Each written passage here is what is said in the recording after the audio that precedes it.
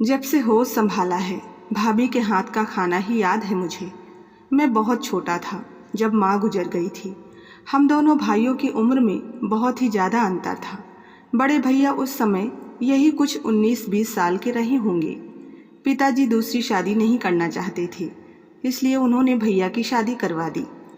उस जमाने में माता पिता जो कहें वो पत्थर की लकीर बन जाती थी। भैया ने पिताजी का विरोध नहीं किया, चुपचाप शादी के मंडप में बैठ गए।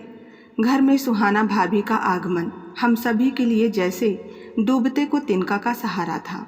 दुबली पतली सांवला रंग, लंबे लंबे बाल, साधारण नैन नक्श वाली भाभी की उम्र कुछ ज़्यादा खास नहीं थी। कच्ची उम्र में ब्याह होने के कारण भाभी को गृहस्थी का ज्ञान नाम मात्र का ही था।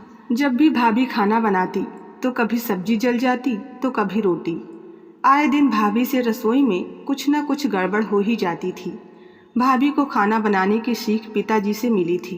शुरू में भाभी को तो रोटी बनानी तक नहीं आती थी।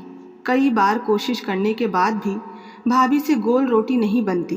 तब पिताजी भाभी की रोनी सूरत देखकर कहते, कोई बात नहीं, रोटी तो रोटी होती है, गोल हो या आड़ी तिरछी, पेट भरने से मतलब है। धीरे धीरे गुजरते समय के साथ भाभी के हाथ के खाने की हमें आदत सी पड़ गई थी। इसलिए जब कभी भाभी कुछ समय के लिए मायके चली जाती, हम सभी की तो जान ही निकल जाती। पिताजी ज़्यादा देर चूल्हे के आगे नहीं रह सकते थे, उन्हें खांसी आने लगती थी। ऐसे में भाभी की अनुपस्थिति में भैया खाना बनाते और उनके हाथ के खाने के क्या कहने। भगवान ऐसा खाना किसी दुश्मन को भी ना परोसे।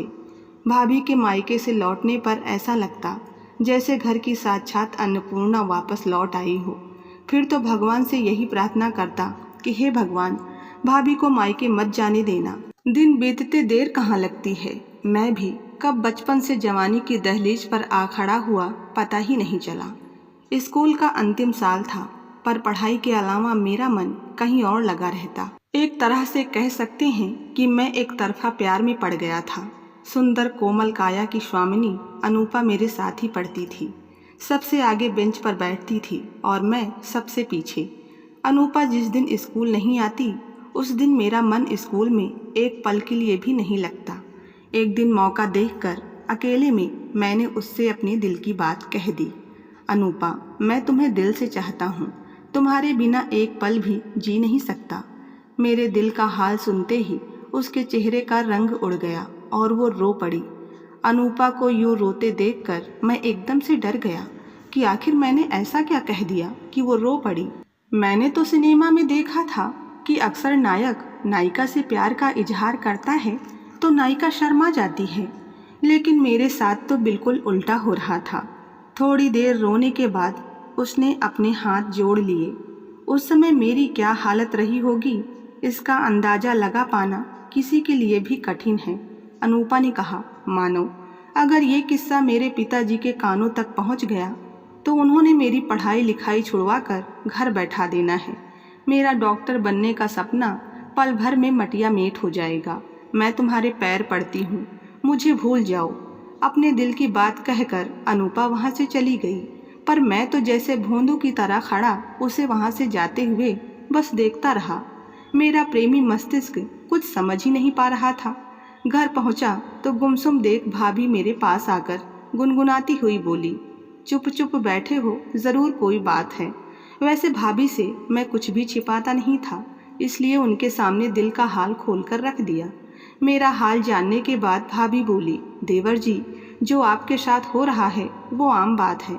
मेरा मतलब है कि इस उम्र में प्यार होना, आकर्षण होना आम बात है, लेकिन अगर लड़की आपसे दूर रहने की भीख मांग रही है तो आपका पीछे हट जाना ही सही है। स्त्री की भावनाओं का सम्मान करने में ही पुरुष का पुरुषत्व है, ना कि उसे जबरन प्रेम करने के लिए मजबूर करने में। भाभी की बातों ने मुझ पर गहरा असर डाला और उस दिन के बाद से ही मैंने धीरे धीरे अनूपा को अपने दिलो दिमाग से निकाल फेंका और अपनी पढ़ाई में रम गया। मेरा स्कूल खत्म हो चुका था और आगे की पढ़ाई के लिए मैं हॉस्टल चला गया। उस दिन अंतिम साल का पेपर ख़त्म कर मैं घर पहुंचा था। घर में प्रवेश करते ही अजीब सा महसूस हुआ। पूरे घर में लोगों की भीड़ जमा थी। आंगन में भैया का शव देख एकाएक अपने आप पर से मेरा नियंत्रण छूट गया। मैं दहाड़े मार कर रोने लगा। मुझे रोता हुआ देखकर भाभी, जो सुध-बुध खोकर चुपचाप पत्थर की तरह एक कोने में बैठी हुई थी, अचानक से रो पड़ी। उनका जोर जोर से रोना और अन्य स्त्रियों द्वारा भाभी के शरीर से सुहाग की निशानी जैसे मंगलसूत्र, चूड़ियाँ आदि को खींचकर निकालने का दृश्य मेरे कलेजे को अंदर तक चीर रहा था। छोटे कस्बे की खासियत है कि दुख में पड़ोसी से लेकर रिश्तेदार आपको कभी अकेले नहीं छोड़ते। जैसे तैसे भैया का अंतिम संस्कार किया गया। घर में नाते रिश्तेदारों की भीड़ अभी भी जमा पड़ी थी। कुछ दिन बाद नाते रिश्तेदार भी छटने लगे, पर बुआ ने अभी भी डेरा जमाया हुआ था। एक रात बुआ पिताजी से बोली, भैया, हंसती मुस्कुराती बहू एकदम से कैसी शांत पड़ गई है। मुझसे तो उसका ये हाल देखा नहीं जाता। छोटा मुंह बड़ी बात। मेरी मानो तो सुहाना का पुनर्विवाह कर दो। पिताजी बोले, गीता, ये क्या कह रही हो तुम? अभी उसके पति की चिता की राख भी ठंडी नहीं हुई होगी और तू बहू के पुनर्विवाह की बात कर रही है। मुझसे कही सो कही, बहू के सामने ना कहना। पुनर्विवाह का सुनकर ना जाने उसके दिल पर क्या गुजरेगी। बहू ने कहा, भैया, गुस्से को एक तरफ रख कर सोचो। मेरी राय में सुहाना का ब्याह उसके देवर से कर देने में परिवार की भलाई है। दोनों भाभी देवर की अच्छी बनती है, और तो और सुहाना को बच्चा भी नहीं है। और क्यों नहीं है, इसका कारण भी आपसे छिपा हुआ नहीं है। आगे आपकी मर्जी। बुआ जी की बातें सुन पिताजी सोच में पड़ चुके थे। हाँ, सुहाना भाभी की गोद शादी के कई वर्षों बाद भी खाली थी, जिसका कारण भैया थे, क्योंकि कमी भैया में ही थी। लंबे समय से इलाज चल रहा था, पर अभी तक खुशखबरी नहीं मिली थी। एक दिन सुबह सुबह पिताजी के कमरे से भाभी की तेज आवाज़ सुन मैं वहां भाग कर गया तो देखता हूँ कि भाभी की आंखों से झरझर आंसू बह रहे हैं। पिताजी सिर झुकाए कुर्सी पर बैठे हुए थे, जैसे कोई अपराधी। नहीं पिताजी, ये सही नहीं है। आप ऐसा सोच भी कैसे सकते हैं? भाभी की तेज आवाज़ सुन मैं वहीं दरवाजे की ओट में छिप कर खड़ा हो गया, जहाँ से कमरे से कोई मुझे देख नहीं सके और दोनों की बातें मैं आसानी से सुन सकूं। बहू, समझने की कोशिश करो। मैं तो बस तुम्हारा भला चाहता हूँ। तुम्हें इस तरह पीड़ा में देखना मेरे लिए असहनीय हो जा रहा है। इसलिए इस दर्द से छुटकारा दिलाने के लिए ही तुम्हें मानव के साथ परिणय सूत्र में बांधना चाहता हूँ। नहीं पिताजी, जो मैं सपने में भी नहीं सोच सकती वो असल में मैं कैसे कर सकती हूँ। तभी अचानक से भाभी बेसुध होकर धरातल पर गिर पड़ी। मैं दौड़कर कमरे में घुस गया और भाभी को उठाने की चेष्टा करने लगा। पिताजी भागकर पड़ोस के डॉक्टर को लिवा लाए। भाभी, भैया तो हमें छोड़कर चले गए और आप भी अपना ख्याल नहीं रख रही। ऐसे में अगर आपको कुछ हो गया तो हम सबको कौन संभालेगा? ये सारी बातें बोलते हुए मेरी आंखें भीग गई थी। भाभी कुछ नहीं बोली, बस दूसरी तरफ मुंह फेर लिया, जैसे पिताजी की कही बात के लिए मुझसे नाराज हूँ। थोड़ी देर बाद डॉक्टर ने जो कुछ भी भाभी के स्वास्थ्य के विषय में बताया वो सुन हमारे चेहरे पर मुस्कान खिल गई। क्या सच में बहू उम्मीद से है? बोलते हुए पिताजी को डॉक्टर की बात पर विश्वास नहीं हो रहा था। हाँ पिताजी, डॉक्टर ने तो यही कहा है कि भाभी गर्भ से हैं। हो सकता है भैया का इलाज सफल रहा हो। और क्या मानो, मुझे ऐसा लग रहा है जैसे भाभी के माध्यम से भैया की वापसी होने को है। आज भैया होते तो कितने खुश होते। खुशी से याद आया, हमने भाभी को खुशी अभी तक बताई ही नहीं। मैं अभी भाभी को बता कर आता हूँ। भाभी ने जैसे ही सुना कि वो माँ बनने वाली हैं, खुशी के मारे उनकी आंखें छलछला आईं। पति को याद कर सिसक उठी। भाभी बस, अब और मत रोना, नहीं तो आने वाले मेहमान पर अच्छा असर नहीं पड़ेगा। देवर जी, मैं क्या करूं? जिस खुशखबरी को सुनने के लिए मेरे कान तरस गए थे वो मिली भी तो ऐसे समय पर। मैं तो समझ ही नहीं पा रही हूँ कि हंसूं या रोऊं। भाग्य के आगे किसी की नहीं चलती भाभी। जो होना होता है वही होता है। जाने वाले का अफसोस करने से बेहतर है आने वाले के स्वागत की तैयारी की जाए। भाभी की ओर देखते हुए मैं बोला। मेरी बातें सुन भाभी शून्य में निहारती रही। रात्रि में मेरी आंखों से भी नींद ना जाने कहाँ खो गई थी। मैं बहुत बेचैनी महसूस कर रहा था। ये सोच सोच कर परेशान हो रहा था कि कैसा दुर्भाग्य है, होने वाले बच्चे के सिर पर पिता का साया नहीं होगा। इस क्षण मैं भाभी का हाथ थाम लेना चाहता था ताकि बच्चे का पिता बन सकूं, लेकिन अगले ही पल मैंने इस बात को अपने मन से निकाल कर फेंक दिया, क्योंकि मैं भाभी को बहुत आदर सम्मान की नज़र से देखता था। ऐसे में जीवन संगिनी के नज़रिए से देखना मेरे लिए बहुत मुश्किल होता। भले मैं भाभी का हाथ नहीं थाम सकता था, पर एक पिता की तरह होने वाले बच्चे को प्यार तो दे ही सकता था। इसलिए मैंने निश्चय किया कि चाहे कुछ भी हो जाए, मैं पिता की तरह होने वाले बच्चे की देखभाल करूंगा। भाभी गर्भ से हैं, यह बात धीरे धीरे पूरे गांव में फैल चुकी थी। हर ओर यही चर्चा थी कि सुहाना के गर्भ में उसके पति के अंश ने कदम रखा है। लेकिन भाभी कभी कभी बहुत ही ज़्यादा उदास हो जाती थी। भैया की तस्वीर की ओर घंटों देखती रहती थी। भाभी का 5वां महीना चल रहा था। उसी समय एक रोज घर पर एक मेहमान ने कदम रखा था। उसका नाम था अनुराग। वो भैया के खास दोस्तों में से एक थे। उन दिनों शहर में बड़ी सी फर्म चला रहे थे।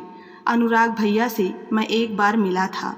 ऊंचा कद, गोरा रंग, भरा पूरा शरीर, बेहद आकर्षक व्यक्तित्व था। शायद वो भी अपने दोस्त को खोने के नाम की बारिश में भीगने से खुद को नहीं रोक पाए थे। थोड़ी देर औपचारिक बातचीत के बाद जब वो वापसी के लिए अपनी जगह से उठने लगे तो कुछ क्षण ना जाने किन ख्यालों में खो गए।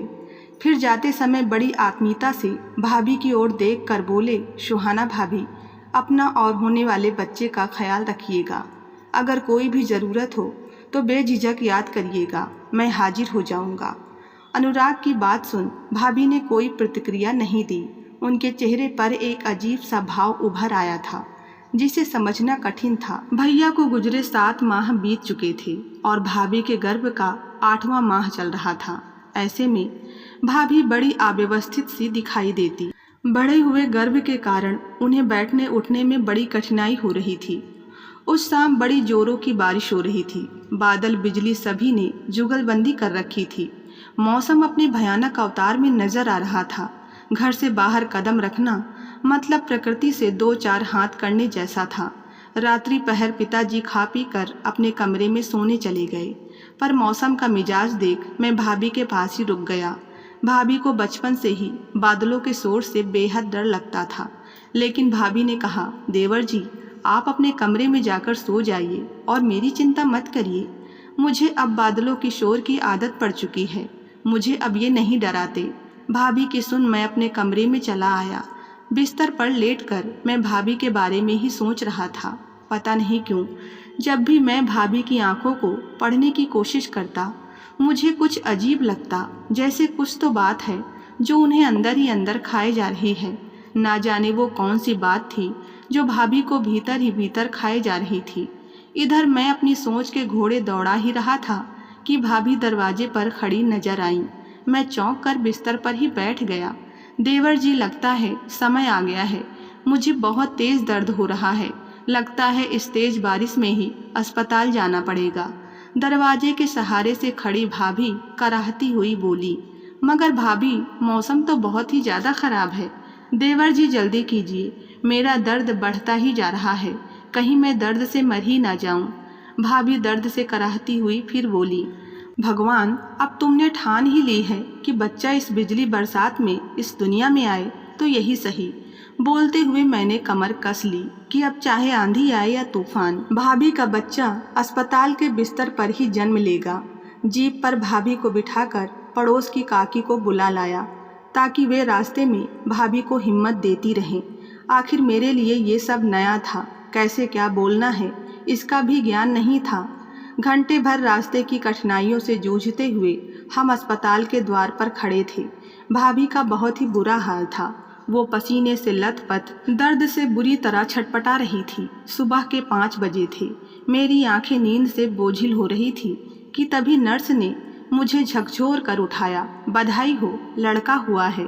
मेरी खुशी का ठिकाना नहीं था। मैंने झट से हाथ बढ़ाकर बच्चे को गोद में ले लिया और नर्स के हाथ में एक छोटा सिक्का थमा दिया। वो मुस्कुराती हुई वहाँ से चली गई। बच्चा इतना छोटा और इतना कोमल था कि उसे अपनी गोद में थामने में भी बड़ा डर लग रहा था कि कहीं मैं इसे गिरा ना दूं। भाभी ने बच्चे को अभी तक नहीं देखा था। वो अत्यधिक थकान के कारण सो रही थी। ऐसे में मैं मुन्ने को गोद में थामे उनके बिस्तर के पास बैठ गया।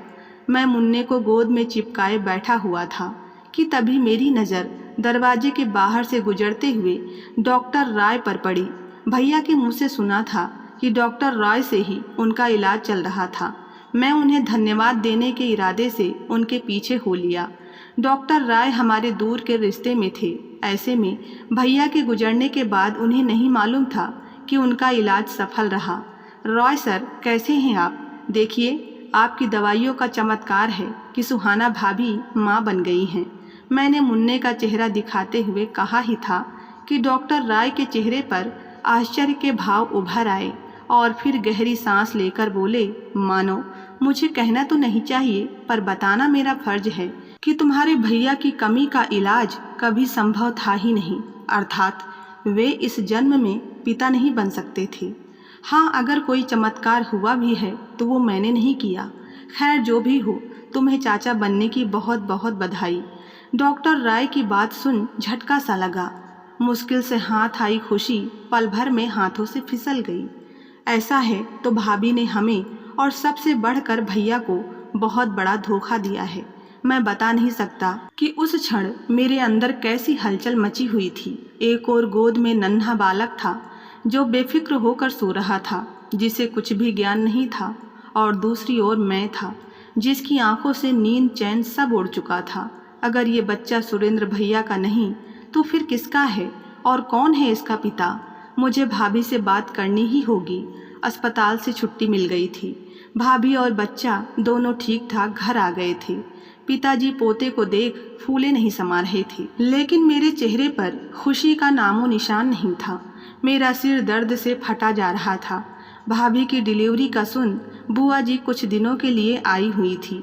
शाम को यूं ही बगीचे में बैठा था कि पिताजी पास आकर बोले, बरखुरदार, अब तो पढ़ाई लिखाई खत्म हो गई है, अब आगे क्या करने का सोचा है? अभी कुछ खास नहीं सोचा, सोच रहा हूँ कोई कारोबार शुरू करूँ, पर कुछ समझ नहीं आ रहा। वैसे इन दिनों मेरी मति काम नहीं कर रही थी तो पिताजी को क्या जवाब देता।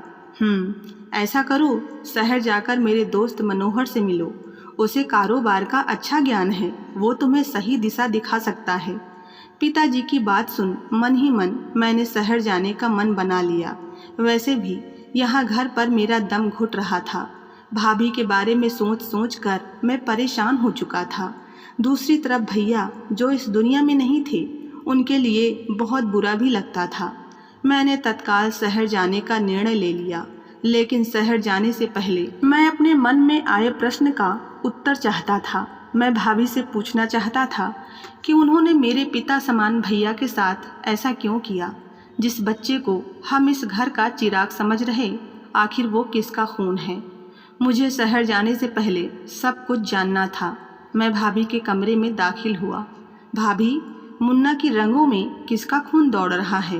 क्या वाकई में मुन्ना भैया का अंश है या आपके पाप की निशानी? मानो बस करो, भाभी चीख पड़ी, जैसे किसी ने दहकते अंगारे उनकी हथेली पर रख दिए हों। मेरी आंखों में अपने लिए घृणा पलते देख भाभी तड़प उठी थी। भगवान के लिए अब बस कीजिए, मुझ पर इस तरह संदेह मत कीजिए। मैं आज भी अपने पति को उतना ही प्रेम करती हूँ जितना उनके जीते जी करती थी, और अगर आज वो जीवित होते तो आपको इस तरह मुझ पर उंगली उठाने का मौका कभी नहीं मिलता। मेरा बच्चा मेरा अंश है, उसकी रगों में मेरा खून बह रहा है। और रही बात आपके भैया की, तो वे तो उस फल की तरह थे जिसमें बीज था ही नहीं। वो कभी पिता नहीं बन सकते थे। जो कुछ भी हुआ उनकी मर्जी से हुआ, क्योंकि उनके अनुसार चाहे बीज किसी का भी हो, जब वो मेरे रक्त से सिंचित होगा तो वो हमारा अंश कहलाएगा। हम दोनों उसके माता पिता होंगे। बस। मैं सन्न रह गया और बोला, मैं नहीं मानता कि कोई पति अपनी पत्नी को सिर्फ संतान प्राप्ति के लिए किसी पराये मर्द के साथ, छी, सोचकर भी मन मैला होने लगता है। भाभी ने कहा, आप माने या ना माने, लेकिन सच्चाई यही है।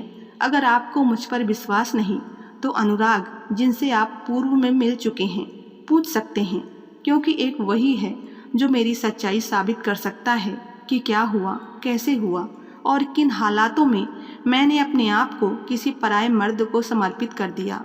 बोलती हुई भाभी फपक कर रो पड़ी और अपने कमरे में चली गई। मैं बेजान सा धम्म से जमीन पर बैठ गया। मुझे कुछ समझ नहीं आ रहा था।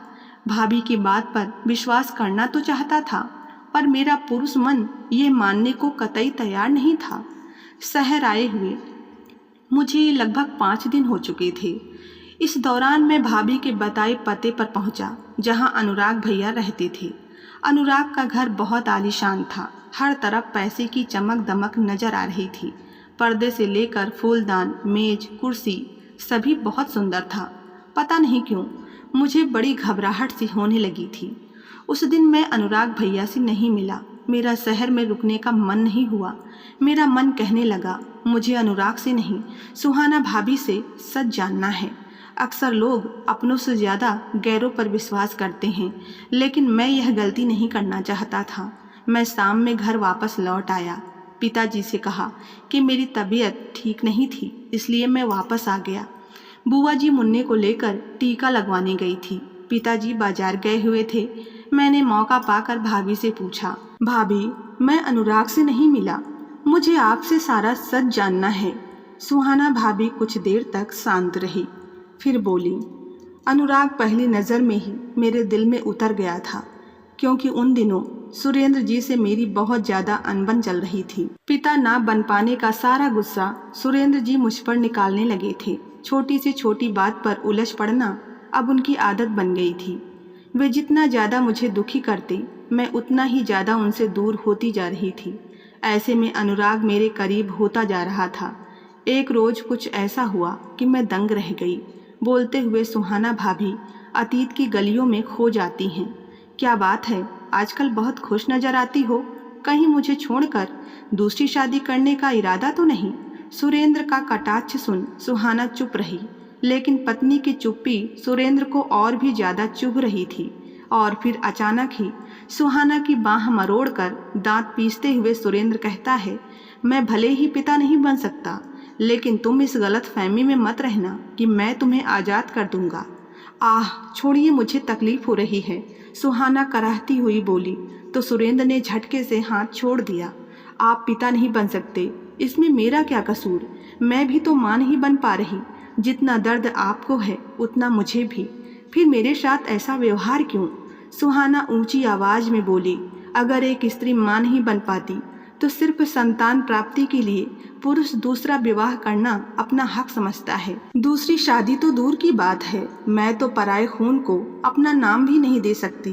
कितनी बार कहा है कि मेरी दूर की बहन बच्चा गोद देने को तैयार है, लेकिन नहीं, आपको तो यह भी गवारा नहीं। हाँ, नहीं गोद लेना मुझे किसी पराये खून को, मेरी मर्जी। सुरेंद्र पैर पटकते हुए घर से बाहर निकल आया। इधर सुहाना की आंखें नम हो आई थी। मन बहुत ही व्याकुल हो रहा था। वो जानती थी कि अनुराग सुरेंद्र का दोस्त है, लेकिन फिर भी अपने दिल के हाथों मजबूर हो चुकी थी। एक रात अनुराग ने नए साल के अवसर पर अपने घर पार्टी रखी थी। सुरेंद्र और सुहाना भी पार्टी में गए थे। पीते खाते काफ़ी रात हो गई थी। सारे मेहमान जा चुके थे। अनुराग और सुहाना के रिश्ते प्रेम और हमदर्दी के थे। दोनों एक दूसरे को चाहते थे, लेकिन कभी अपनी मर्यादा नहीं लांघी। लेकिन पार्टी की रात वो सब हो गया जो नहीं होना चाहिए था। एक ब्याहता के लिए पराये मर्द के बिस्तर तक पहुंचना, छी। सुबह जब सुहाना की नींद खुली तो सुरेंद्र को कुछ कहते सुना, अनुराग यार, तेरी वजह से आज मैं अपने मकसद में कामयाब रहा। अगर मैं सीधे सीधे सुहाना को ऐसा करने को कहता तो शायद वो कभी नहीं मानती, लेकिन तुम्हारे चक्कर में फंसकर उसने वो किया जो करवाने के लिए मैं उसे कभी राजी कर ही नहीं सकता था। अनुराग बोला, सुरेंद्र, मैंने जो कुछ भी किया सिर्फ तुम्हारे लिए किया। अब देखना, कुछ ही समय में भाभी कुछ खबर जरूर देगी। बोलते हुए अनुराग की आंखें नम हो गई थी। सुहाना एक बड़े षड्यंत्र का शिकार हुई थी और उसे इसकी भनक भी नहीं थी। सुहाना का सर चकरा रहा था। वह उन बातों का मतलब समझ ही नहीं पाई, क्योंकि उसको शरबत के साथ कुछ नशीली दवा दी गई थी। उस रात के बाद अनुराग सुहाना से दोबारा नहीं मिला। सुहाना मिलना चाहती थी, लेकिन अनुराग ने इनकार कर दिया। एक दिन सुरेंद्र की सड़क हादसे में मौत हो गई और उसके बाद बहुत कुछ बदल गया।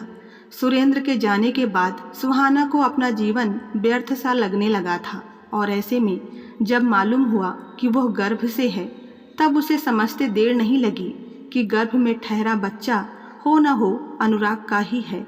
कई बार मन किया कि मैं अपनी जान ले लूं, लेकिन फिर इस बच्चे के बारे में सोचती, भले ही ये अनुराग का अंश है, लेकिन इसे मैंने अपने रक्त से सिंचित किया है। कहते हुए भाभी ने गहरी सांस ली। लगता था लंबे अरसे बाद मन पर रखा कोई बहुत भारी बोझ उतार कर फेंका हो। भाभी, आपने मुझे बताया भी नहीं, आपने मुझे इतना पराया कैसे कर दिया। हो सकता है कि हम मिलकर कुछ हल निकाल सकते थे। मैं बहुत दया भाव लिए बोला, क्या कहती कि मैं शादीशुदा होकर किसी पराये मर्द के प्यार में पड़ गई थी। आखिर गलती मेरी भी थी। अगर मैं अंदर से मजबूत होती और अनुराग के इरादे पहचान पाती तो ये सब होता ही नहीं। भाभी, आप स्वयं को दोषी ठहराना बंद कीजिए, इससे कुछ बदल तो नहीं जाएगा। वो समय ही ऐसा था जिसके फेर में पड़कर आप परिस्थितियों में फंस गई थी। आपकी जगह कोई और औरत भी होती तो शायद वो भी इस चक्रव्यूह से नहीं बच पाती जो आपके लिए बिछाया गया था। खैर, जो हुआ सो हुआ, लेकिन अब मैं आपको और मुन्ने को अकेला नहीं छोड़ सकता। सुहाना भाभी बोली, देवर जी, मैं आपके लायक नहीं थी, इसलिए मैंने इस शादी का प्रस्ताव पहले ही ठुकरा दिया था। मैंने कहा, अपने लिए ना सही, मुन्ने के लिए इस शादी को अपनी स्वीकृति दे दो। आप ही सोचो, कल को मैं किसी और से शादी करता हूँ तो बाद में आपका और मुन्ने का ध्यान कौन रखेगा। मैंने पिताजी से और बुआ से बात की कि मैं सुहाना भाभी और बच्चे को अपनाना चाहता हूँ। मैंने सुहाना भाभी को बहुत समझाया, तब जाकर वो इस शादी के लिए तैयार हुई। 2 साल बाद एक चिट्ठी आई। भेजने वाले का नाम अनुराग लिखा था। उसने सुहाना से माफ़ी मांगी और कहा था कि मैं सचमुच तुमसे प्यार करने लगा था, लेकिन सुरेंद्र के कहने पर जो पाप मैंने किया था उसने मुझे खुद की नज़रों में गिरा दिया। मैं तुम्हारा सामना नहीं कर सकता था, इसलिए मैं विदेश जाकर सेटल हो गया हूँ। आशा करता हूँ तुम भी अपने जीवन में खुश होगी। मैंने वो चिट्ठी पढ़ी और उसे फाड़ कर फेंक दी, क्योंकि आज सुहाना मेरे और मेरे 2 बच्चों के साथ बहुत खुश थी। मैं नहीं चाहता कि सुहाना अपने अतीत को याद करके दुखी हो। जीवन आगे बढ़ने का नाम है। तो आज की कहानी में बस इतना ही। कहानी पसंद आई हो तो वीडियो को लाइक और चैनल को सब्सक्राइब करना ना भूलें। मिलते हैं नई कहानी के साथ।